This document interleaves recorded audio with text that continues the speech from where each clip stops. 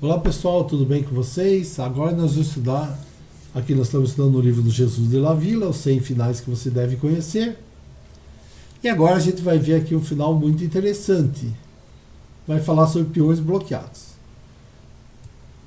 O que a gente falou das casas críticas? Quando você chegar nas casas críticas, você vai conseguir capturar o peão adversário, mas não necessariamente você vai vencer.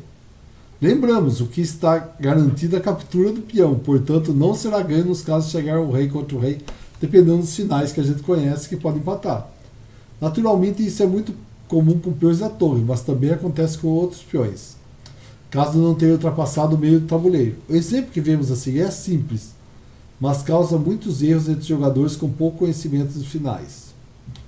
Os peões ainda não estão bloqueados, mas estarão muito em breve, dada a posição dominante do rei preto. As brancas perderam o peão, mas como disse antes, perder o peão não significa perder o jogo.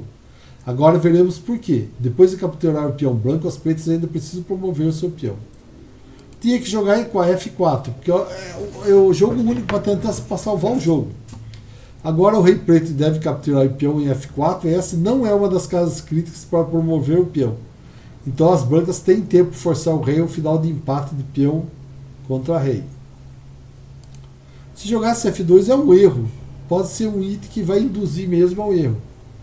Esse lance seria um erro gravíssimo, que ocorre com muita frequência devido à tentação reflexiva de defender o próprio peão. F4, imediatamente o peão avança para a quinta fila. Agora, quando o rei preto capturar o peão branco, ele já estará colocado em uma das casas críticas para promoção e vai conseguir. Rei E2, rei C3. Já está nas casas críticas para comer o peão.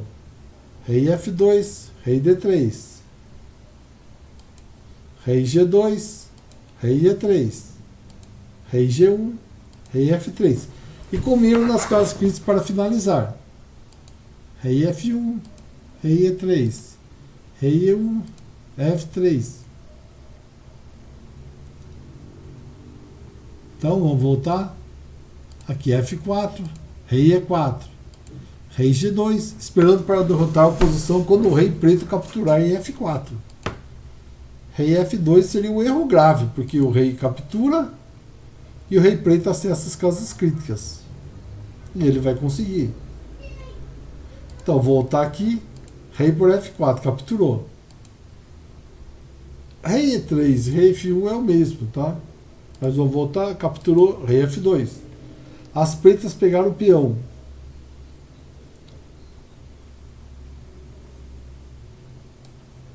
Agora, como disse antes, pegar o peão não significa que vai promover o dele.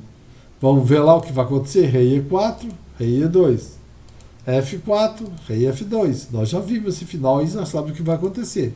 F3, rei F1. Rei E3, rei E1.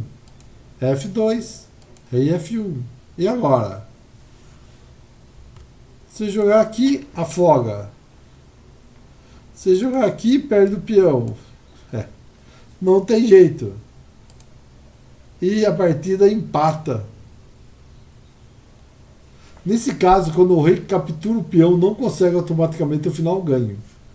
As manobras anteriores dos reis podem atingir uma certa complexidade e grande interesse. Mas se tivermos compreendido bem os diferentes caminhos do rei, tudo fica muito claro. E, obviamente, empatou a situação. Foi um final muito interessante, isso daqui muito didático, gostei muito. Valeu pessoal, não esquece de curtir o vídeo, se inscrever no canal caso você não seja inscrito. De segunda a sexta eu posto vídeo todos os dias. Geralmente são 2 vídeos, é de 1 a 2 vídeos diários. Eu tento sempre colocar 2.